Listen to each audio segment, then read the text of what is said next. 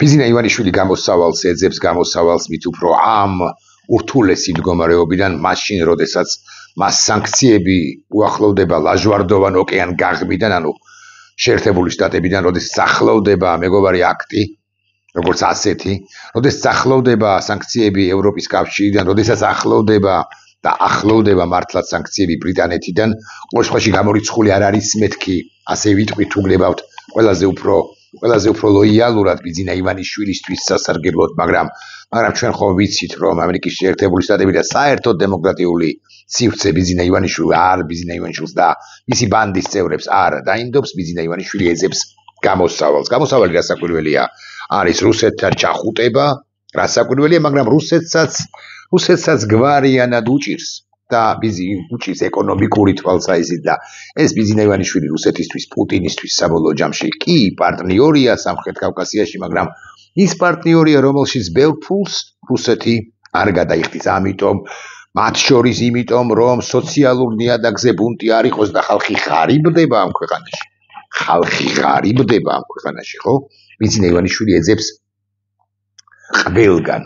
არადემოკრატიულ სივრცეში ყველგან ეძებს პარტნიორებს ჩინეთი გელაძე გააგზავნა და არ გეგონოთ რომ მხოლოდ მისი სპეციფიკით საქმეებზე იყო წასული შინაგან საქმეთა მინისტრად წოდებული სხვები რასაკვირველია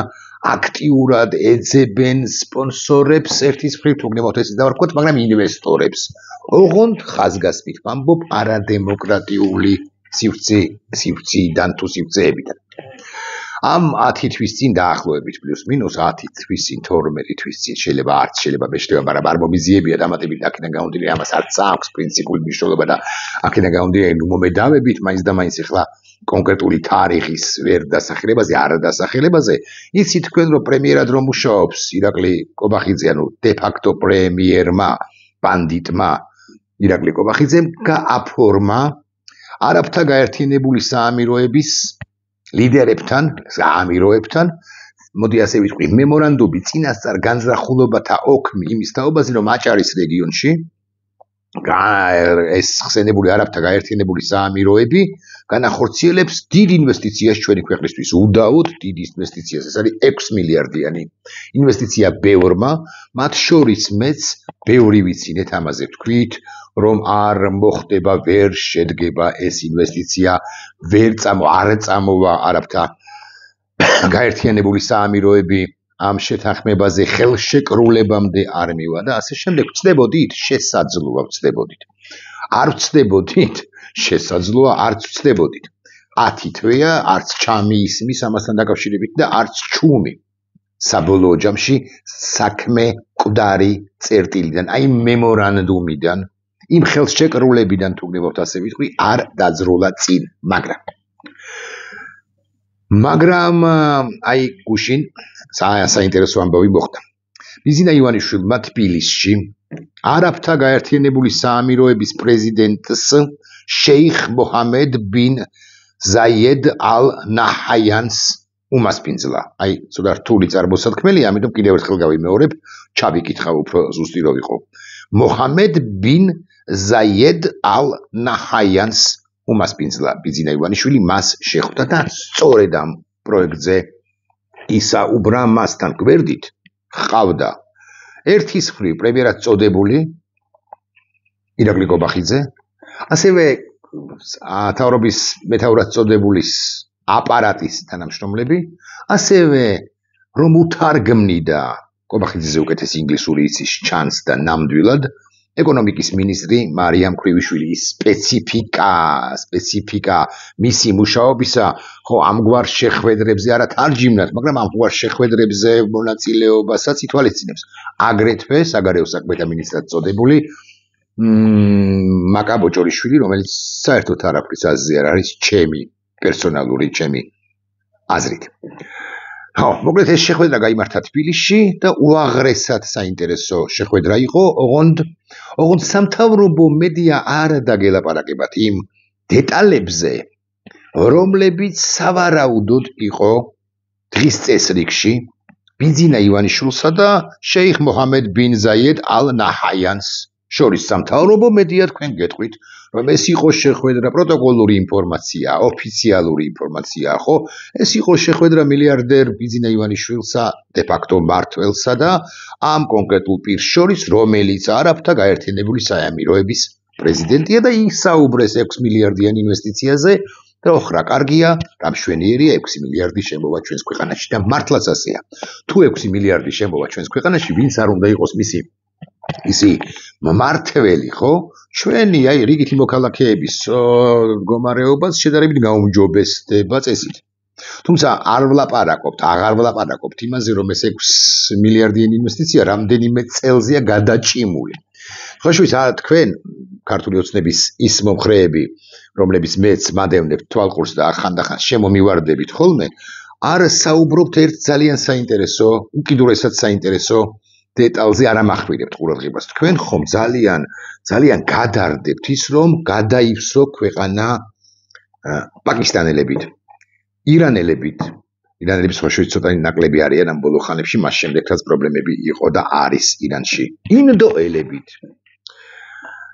ცენტრალური აზიის სახელმწიფოების მოქალაქეებით და ასე შემდეგ. და მათ შორის არაბებითაც, ასე ხომ ფიქრობთ.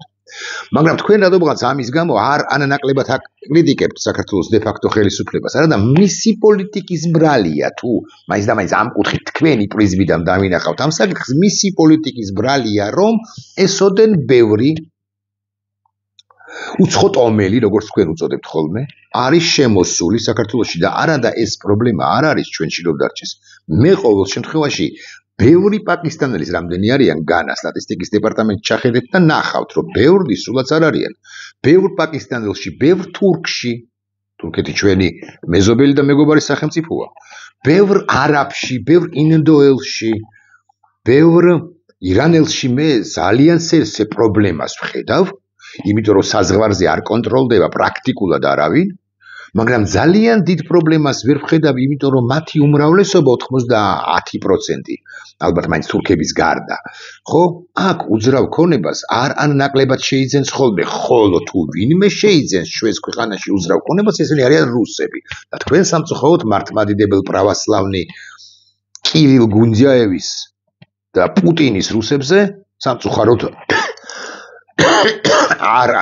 ნაკლებად ლაპარაკობთ, იშვიათად ლაპარაკობთ. ეს პრობლემა და არ მიგაჩნიათ რატომ? იმიტომ რომ ისინი ცხვირაპრეხილები არიან და თქვენეული წარმოდგენით უკეთესი შესახედაობის, ვიდრე ინდოელები თუ არაბები. მაგრამ რატომ დავიწყე ამაზე ლაპარაკი, რატომ გავამახვილე ამ კუთხით ყურადღება? იმიტომ რომ თუ მაინც და მაინც ესოდენ აი ჩემი მოსაზრებით მაინც ქსენოფობიური დამოკიდებულებები გაქვთ ეგრეთ წოდებულ უცხოტომელთა მიმართ, როგორ რუსი უცხოტომელი არ არის მაინც და მაინც, მაგრამ ოკეი, თქვათ გაქვთ ესეთი ქსენოფობიური ჩემი აზრით ქსენოფობიური ობიექტურადაც ქსენოფობიური დამოკიდებულებები მიმართავ ქართული ოცნების ამორჩენებს, რომლებიც მე მიყურებენ და მლანცხავენ ხანდახანზე ხშირად. მაშინ ახლა ნახეთ თქვენ რამდენი მოქალაქე მოხვება არაბთა გაერთიანებული საამიროებიდან იმ პროექტს, რომელიც ბიძინა ივანიშვილმა დაიწყო და 6 მილიარდი კარგია, მაგრამ თქვენ ხომ იდენტობა გინდათ მეორე მხრივ, თქვენ ხო ინარჩუნებთ იდენტობას, ზრუნავთ ამ იდენტობაზე, ხო თქვენ ხო გინდათ საქართველოს ქართველებისთვის და მაშინ აიღეთ და ახმამაღლდით ბიძინა ივანიშვილი ბანდიტის წინააღმდეგ და უთხარით, რომ არც 6 მილიარდიანი ინვესტიცია არ გვინდა ჯანდაბამდე გზა ჰქონია არაბთა გაერთიანებულ საამიროებს და მის პრეზიდენტს თუ გნებავთ, თუ ამ ინვესტიციას, ამ პროექტს, ამ 6 მილიარდს მოხვება, არ ვიცი, პირობითად ლაპარაკობ 60,000 მოქალაქე არაბთა გაერთიანებული საამიროებიდან და დაიწყეთ კრიტიკა, მაგრამ თქვენ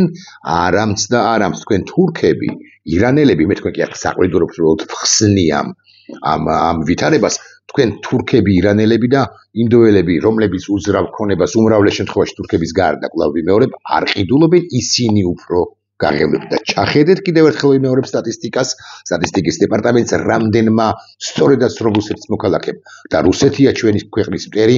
იყიდა აქ უძრავი ქონება, რამდენი დამკვიდრდა აქ და რამდენი გიყურებთ ზემოდან პაკისტანელები, ზემოდან არ გიყურებენ ისინი ძირითადად გლოვოზე მუშაობენ რომ დღეში თუ თვეში მაგალითად 3000 ლარი დარჩეთ იმიტომ რომ ამასაც ამ 3000 ლარს ან $1000 $1200 იქ პაკისტანში არ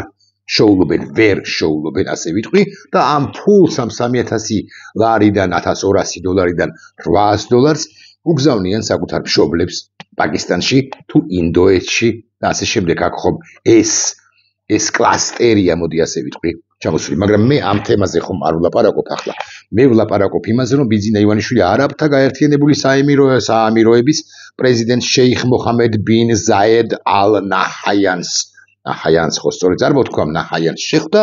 და 8-10 თვიანი პაუზის შემდეგ პირველად ალაპარაკდა ორივე მხარე იმაზე რომ რაოდენ აუცილებელია განსაკუთრებით აჭარაში აი ამ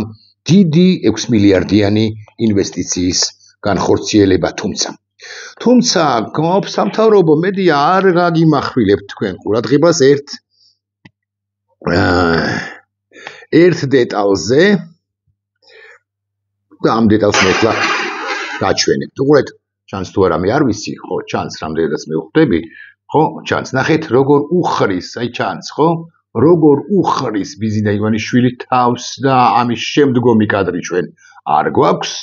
არ გავსულა მედიაში მაგრამ ესეთი ნახეთ კიდე დახარათ კიდე კი არა უფრო დახარათ ავი ნახეთ აი ახლა გამოჩნდება თითქოს ამის შემდგომი კადრი ამგვარია რომ თითქოს ეამბორება თითქოს პატივით მიეგებება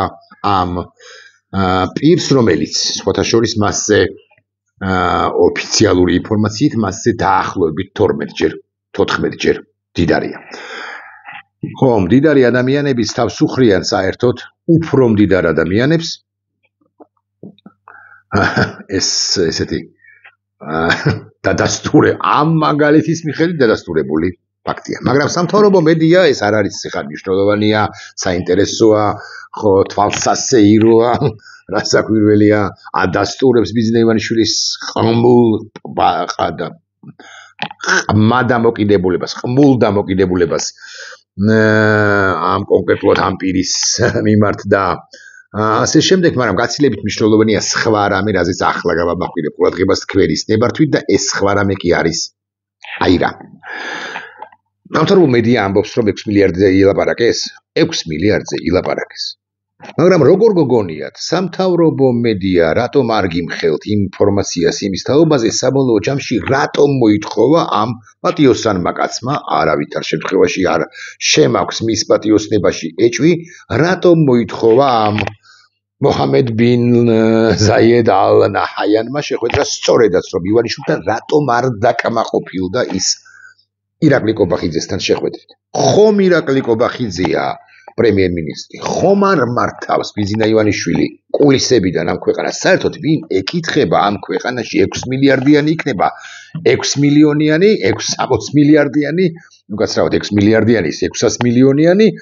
60 მილიონიანი თუ 6 მილიონიანი ინვესტიცია თუ 6 მილიარდიანი თუ 60 მილიარდიანი პირობითად, ხო? ვინ ეკითხება ბიძინა ივანიშვილს? ხო თავადვე ამბობენ, რომ ბიძინა ივანიშვილი გასულია კი საპატიო თავმჯდომარეა, მაგრამ ის არ მართავს ამ ქვეყანას. რატომ მიდის ეს კაცი მოჰამედი ბინ ზაიედ ალ ნაჰიანი სწორედ რატომ ითხოვს ბიძინა ივანიშვილთან შეხვედრას და მე გეტყვით რატომაც.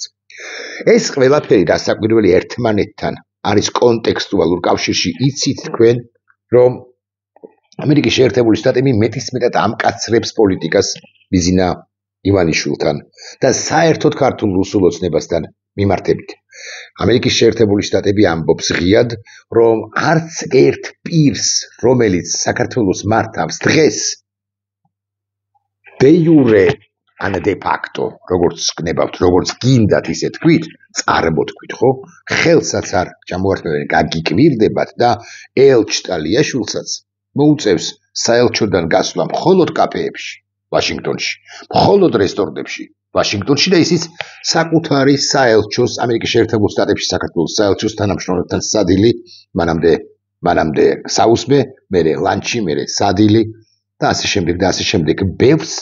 ვერავის. ყოველში ოფიციალური პირებიდან ბევრს ვერავის კი არა, საერთოდ ვერავის ვერ შეხვდება, ვერავის შეხვდება ალბათ ტალიაშვილზე კი არ ვლაპარაკობ, უბრალოდ შეერთებული შტატები ესოდენ კაცს პოლიტიკას ირჩევს და მეგობარი აქტიც თლად გულახდილნი თუ ვიქნებით, წლის ბოლოს კი იმედი გქონდა, რომ სექტემბერს არ გასცდებოდა, მაგრამ წლის ბოლოს კი სხვა სისტემით შესაძლოა, სხვა ხაზით შესაძლოა, მაგრამ არ გასცდება წლის ბოლოს და ტრამპიც საკუთარ ხელმოწერას ვერ გაუბაძავ ცხადია, ხო? ოღონდ წითელი კალამი მაქვს თუ არ მიწყენ და ლურჯიც მქონია, მოდის ვიხდი. ხო?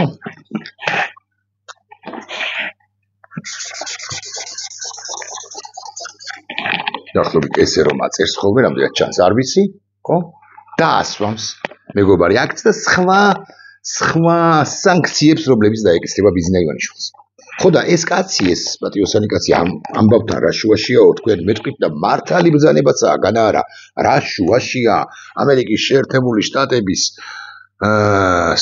შესაძლო, შტატებიდან შესაძლო, ბრიტანეთიდან შესაძლო, ევროკავშირიდან შესაძლო სანქციები ამ კაცის ჩამოსვლასთან და 6 მილიარდთან, მაგრამ საქმე ის არის, რომ არაბთა გაერთიანებული საამიროები ზოგადად საკმაოდ მჭიდრო და კარგ ნორმალურ, მოდი ესე ვიტყვი, ურთიერთობაშია შეერთებულ შტატებთან და ამ კაცს, პრეზიდენტს არაბთა გაერთიანებული საამიროებისა, იმედი ამას თქვენ არ გეტყვით, ჰქონდა ყველაფერთან ერთად, ყველა პროტოკოლურ, დიპლომატიურ, ოფიციალურ, ნახევრად ოფიციალურ, საინტერესო, ხო, რაღაც სალაღობო იუმორის თუ საქართველოზე ილაპარაკეს, ამ ქვეყანაზე ილაპარაკეს, ანუ გაერთიანებულ საამიროებზე და ასე შემდეგ და ასე ყველაფერთან ერთად ჰქონდა ერთი გენერალური მთავარი კითხვა. კი მარა ბატონო ივანიშვილო, ეს ძალიან დიპლომატიურად იქნებოდა თქმული ცხადია. კი მარა თქვენ ხელისუფლებაში რჩებით კი საერთოდ. იმ პირობებში, როდესაც შეერთებული შტატებიდან ესოდენ სერიოზული ზეწოლა და ბუნებრივი ამ კაცს უთხრეს. ბუნებრივი ეს კაცი საქმის კურსში იყო, პრეზიდენტია, სხვა თუ არაფერი. ხო, რომ შეერთებული შტატებიდან ესოდენ სერიოზული ზეწოლა. ბუნებრივი ამ კაცმა იცის, რომ ზეწოლაა ევროპის კავშირიდან, ბუნებრივია ამ კაცმა იცის, რომელსაც აქვს არაჩვეულებრივი ურთიერთობა, ეგრა მაგის პასუხია ბრიტანეთთანაც. იცის რა პრობლემების წინაშეა, იზოლაციის თვალსაზრისით ბიზნა ივანიშვილი კონკრეტულად და ზოგადად საქართველოს დე-ფაქტო მთავრობა და კითხვა დაახლოებით ამგვარად ჟღერდა, ამგვარად ისმის, ხო ამგვარად ჟღერს უფრო სუსტი რომ იყო, კი მაგრამ თქვენ ნამდვილად რჩებით ხელისუფლებაში, ჩვენ რომ ჩავდოთ ეს 6 მილიარდი და ეს კომპანია, რომელიც აპირებს 6 მილიარდის ჩაადებას და დაახლოებით 10-ჯერ მეტი კაპიტალ ბრუნვის კომპანიაა 60 მილიარდს არ სცდება მისი კაპიტალ ბრუნვა. კი მაგრამ ესენი ჩემებმა რო ჩადონ 6 მილიარდი მეათედი საკუთარი კაპიტალ ბრუნვისა, დაცული იქნება თუ არა ინვესტიციები, ემანდ იმ შემთხვევაში თუ თქვენ მიდიხართ, ეს არის მეორე კითხვა. რჩებით კი საერთოდ ხელისუფლების სათავეში? გარანტია არსებობს იმისა, რომ ჩვენი ქვეყნა, ანუ არაბთა გაერთიანებული საამიროებიდან ჩადებული 6 მილიარდი თუნდაც მრავალი წლის განმავლობაში იქნება უზრუნველყოფილი, დაცული, გადასცემთ აი მომავალ შორის 27 წელს, 28 წელს, რომ მოვიდეს ვინმე ხელისუფლებაში, ის კი აგრძელებს თუ ჩაშლის ემანდ. ბიზნა ივანიშვილი ემანდ ამ ხელშეკრულებას და ამ ინვესტიციას და ამ საქმიან ურთიერთობებს. ბიზნა ივანიშვილი ცხადია, ივანიშვილი, რომელიც მაღალი ალბათობით ხელზეც ეამბორა, ან გარკვეული ალბათობით ხელზეც ეამბორა, ბიზნა ივანიშვილი რასაკვირველია არ წმუნებდა მოჰამედ ბინ ზაიედ ალ ნაჰიანს, რომ ინვესტიციები არის დაცული. მაგრამ ასეა კი. ამიტომ რეალური და რეალისტური ანალიზი არის არა მხოლოდ საერთოდ არის აღფრთოვანებაზე დაფუძნებული. რახით ასწევს მაგალითად იმედი, ნახოთ ერთად. იმედი შევდივართ, ნახოთ, იმედი ცხოვრ და გამოეხმაუროს ამ ყველაფერს, ხო? არა, აქ რასაკვირველია უფრო ის აინტერესებთ deep state-ი როგორ ებრძვის ქართულ სახელმწიფოს ტყუილია. მაგრამ აი მაგალითად მარიამ ქვრივიშვილის ციტატას ავრცელებს, ისეთი მოცულობის ჩვენი ქვეყნისთვის მართლაც ისტორიული პირდაპირი უცხოური ინვესტიციის განხორციელება კიდევ ერთი დემონსტრირებაა, რომ საქართველო არის სანდო პარტიული და ქვეყანაში არის კარგი, ძალიან კარგი საინვესტიციო გარემო. მარია, მართლა მითხარით. გთხოვთ, მითხარით, განბიძინდით და ისე მითხარით. საქართველოში კარგი საინვესტიციო გარემოა, ვინ და თქვენ წესითა და რიგით ეს უნდა იცოდეთ. იმიტომ რომ საქართველოში პრაქტიკულად არ შემოდის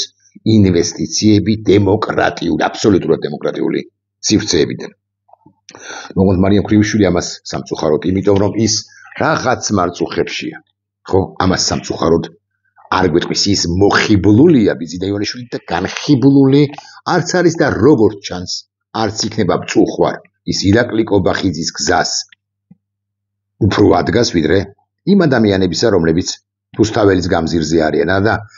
და მარიამ ქრივიშვილს ჰქონდა ოდესღაც პოტენციალი ოდესღაც ოღონდ წლების წინ რომ ყოფილიყო თავისუფლების მცველთა შორის სხვა ინფორმაციასაც ავრცელებს იმედიგან არა დამფუძნებელი და საპატიო თავმჯდომარე ბიზინა ივანიშვილი არაბთა გაერთიანებული საამიროების პრეზიდენტს შეიხ მოჰამედ ბინ საიედ ალ ნაჰაიანს შეხვდა სად შეხვდა მის სახლში შეხვდა მაკა ბოჭორიშვილი არაბთა გაერთიანებული საამიროების პრეზიდენტის აღარ ვიტყვი ხო სახელს და გვარს ვიზიტი არის გამოხატულება უდიდესი პატივისცემისა და სურვილისა რომ ორ ქვეყანას შორის არა ბატონებო გატყუებთ მაკა ბოჭორიშვილი ეს არის გამოხატულება კი არა შემოწმება საქართველოში უშუალოდ ბიზინა ივანიშვილთან იმიტომ რომ არ ენდობიან არც მაკას არც მარიამს არც ირაკლის არც არავის ზარქუა შეგეხვედრებინათ ბარემ და არც ზარქუას ენდობიან მათ შორის ასეთი ქვეყნები რომლებსაც უნდათ თქვათ განხორციელება დიდი ინვესტიციებისა არ ენდობიან ბიზინა უნდა იყოს გარანტიის მიმცემი მაგრამ იქნება კი იმიტომ რომ ეს ქვეყნებიც დააკვირდებიან ამ არაჩვეულებრივი შეხვედრის თავრობას წოდებული ბანდისათვის არაჩვეულებრივი შეხვედრის თავრობას წოდებული ბანდის გაგებით არაჩვეულებრივი შეხვედრის შემდეგ ისინი დააკვირდებიან ამ ქვეყანას კიდევ დამატებით 10 თვე 12 თვე 18 თვე და მერე ვინიც ის იქნება მართლა გადაიხადონ არა 500 მილიონი 600 მილიონი მე-10 6 მილიარდიდან არამედ 30 მილიონი მოსამზადებელი სამუშაოებისთვის გჭირდება კვლევა და არა უმეტეს 30 მილიონს გააგდებს როგორმე დაკარგავს როგორმე არაბთა გაერთიანებული საამიროების ხელისუფლება და ის კომპანია რომელიც ამ ინვესტიციას ამ ინვესტიციის განხორციელებას აპირებს ბოლო წინააღმდეგობას წარმოვთქვა რამდენიმე წამში ახლა კი ერთი ამბავის ხო ელჩი ჰერჩინსკი არ პასუხობს კითხვას შეუწყვეტს თუ არა დაფინანსებას რადიკალ აქტივისტ ანანო სინციბაძეს აი აქამდე დავიდა საქართველოს დე-ფაქტო ხელისუფლება და ეს არის ძალიან მნიშვნელოვანი ხო ეხლა მე გაგიმხელთ რომ ჩემმა ზოგიერთმა მაყურებელმა მე მითხრა საჯაროდაც მომწერა რომ ხარვეზები აქვს ზოგიერთ ვიდეოს ამიტომ მე აქამდე ვიწერდი ხოლმე self კამერით და ახლა არ ვიწერ self კამერით ამიტომ მომიწევს ადგომა და გამორთვა და ისე დადება ამ ვიდეოსი მე ჩამოტვირთვა თუ ასე და მე განთავსება YouTube-ზე self კამერას პრობლემები არ აქვს აი ასე მაგალითად Samsung-ში ან ამ Samsung-ში რომლითაც იწერება ეს ვიდეოც ხარვეზი არ არის ორიგინალ ვერსიაში მაგრამ აი iOS სისტემი ხო სწორედ ამბობ აი iPhone-ს ხო და Mac-ს ხო Mac-ზე და iPhone-ზე რატომღაც პატარა ხარვეზებით პიქსელ ხარვეზებით აჩვენებს ამას ჩვენ ვეცდებით რომ გავასწოროთ ჩვენზე თუ არის რამე დამოკიდებული და გეტყვით იმას რომ მანამ სანამ გასწორდება ჩვენ სწორედ აი ეს უკეთესი ხარისხის კამერით ვიმუშავებთ გადავამოწმებთ ცხადია მის პირვანდელ ვერსიას მოკლედ როგორც არის მე ახლა მიწევს ადგომა გიბოდიშებთ და კამერის გამორთვა და იმას კი ვიტყვი რომ ბიზინა ივანიშვილს ამოწმებენ ყველა მხრიდან რამდენად სანდო პარტნიორია და რამდენად გრძელვადიანი პარტნიორია ოღონდ ბიზინა ივანიშვილი პარტნიორი მათ შორის ამ პატიოსანი ხალხის ხო რა ვიცი უთარგმნეთ თუ გნებავთ ვერ იქნება იმიტომ რომ ქართველი ხალხი რასაკვირველია გაიმარჯვებს ნახვამდის